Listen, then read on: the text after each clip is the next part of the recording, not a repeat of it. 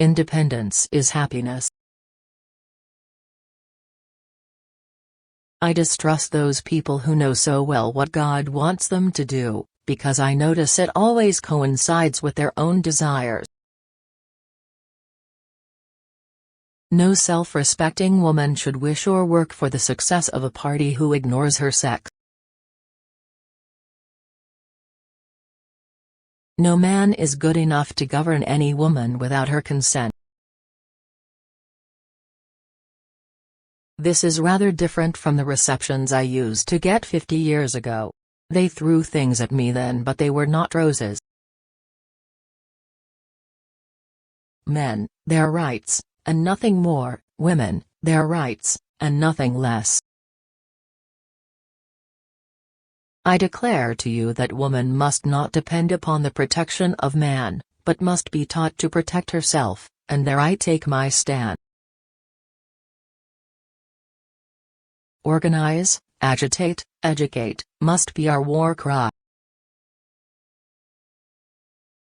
Failure is impossible. Oh, if I could but live another century and see the fruition of all the work for women! There is so much yet to be done. Cautious, careful people, always casting about to preserve their reputations, can never effect a reform.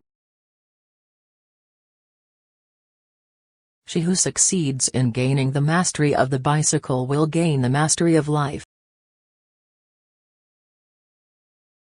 Being persons, then, women are citizens, and no state has a right to make any new law, or to enforce any old law, that shall abridge their privileges or immunities.